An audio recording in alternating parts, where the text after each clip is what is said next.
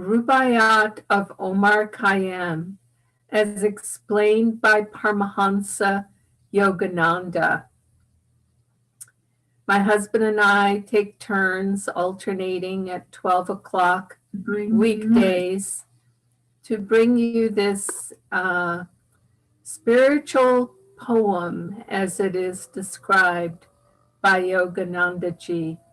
And so I'm going to begin. We're on stanza 52 today, quatrain 52, with Swami Kriyananda's singing of the quatrain and then adding Yogananda's paraphrase to it. Stanza 52.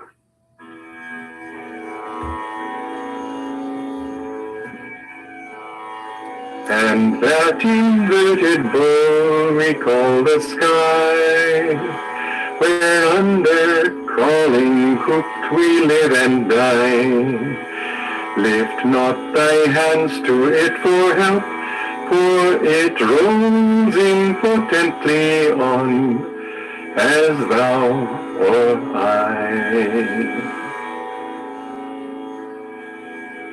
Paraphrase. Sun, moon, stars, and planets pass athwart the sky, as though in a slow celestial dance. Their movements correspond to the decrees of cosmic law. Their changing configurations are choreographed like the events in our lives. The stars and planets themselves can no more choose how they will affect us than we can select our own karmic destinies. Look not to the stars then for help, if you would change your lot. Look to God. He it was who made you and all the stars. He it was who first determined the workings of karmic law.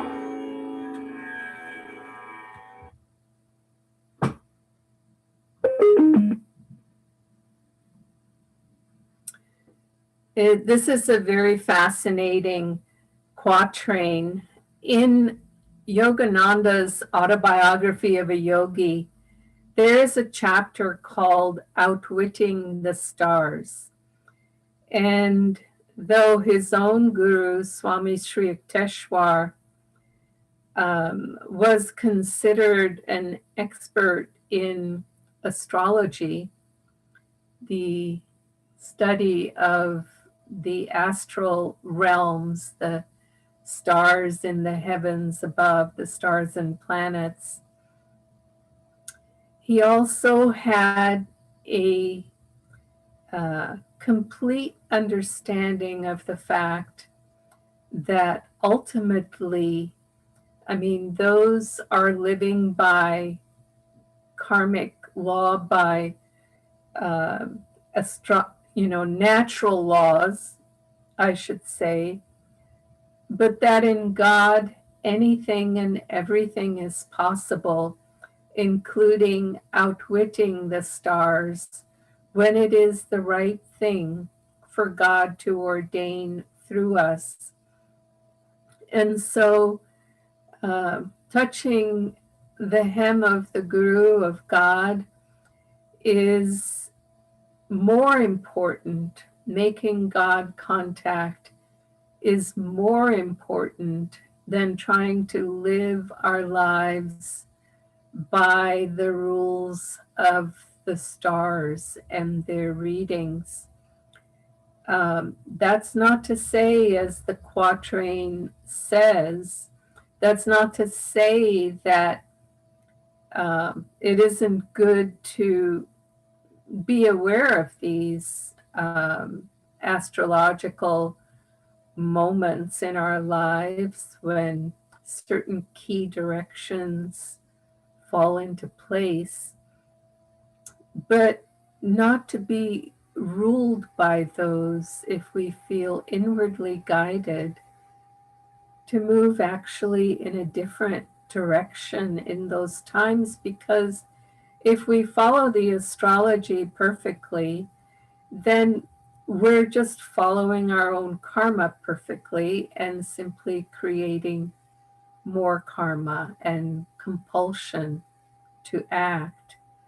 And so attuning ourselves with God's will is the highest and most useful way to um, grab hold of the next steps in our lives, to understand them, to be guided by the divine within, and not just by those outward laws of the stars.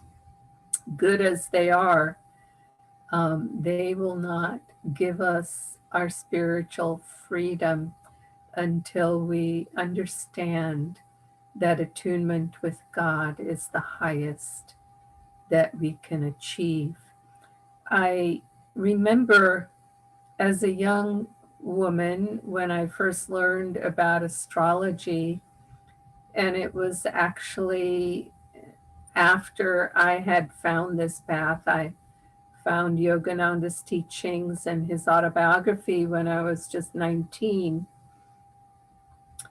And my high school life, my prior life had not run in those circles, in metaphysical circles. So I wasn't aware of astrology, except that I knew that in Western astrology I was a Pisces.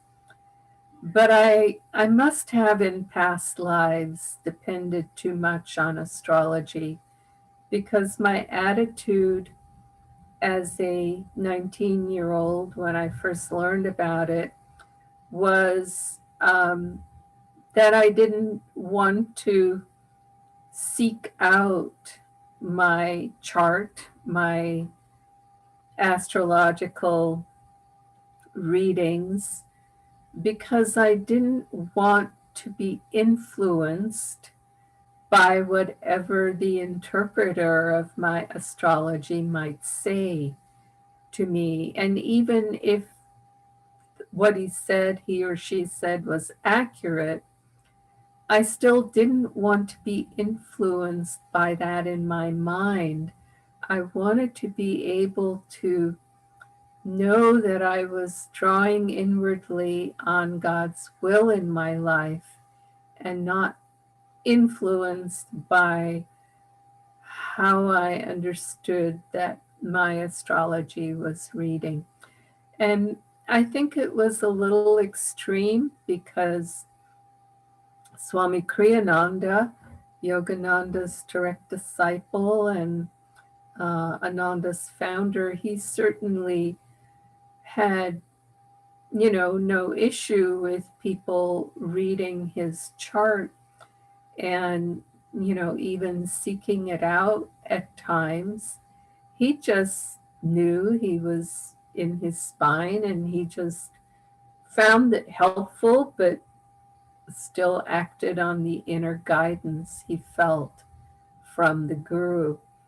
And perhaps I wasn't strong enough yet to be able to do that and not be influenced. In any case, I didn't trust myself. And so I just didn't seek it out at all.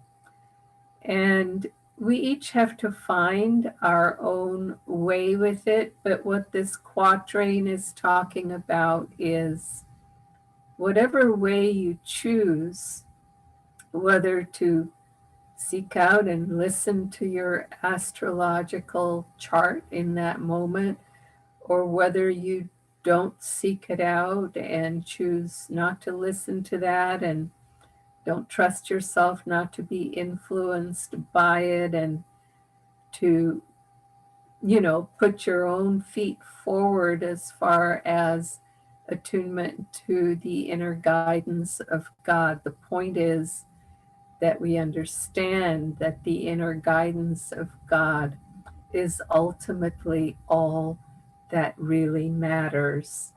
And so, a beautiful quatrain and way to guide our thinking on this particular subject. Joy to you, and we'll see you again tomorrow for the Rubaiyat of Omar Khayyam, as explained by Paramahansa Yogananda.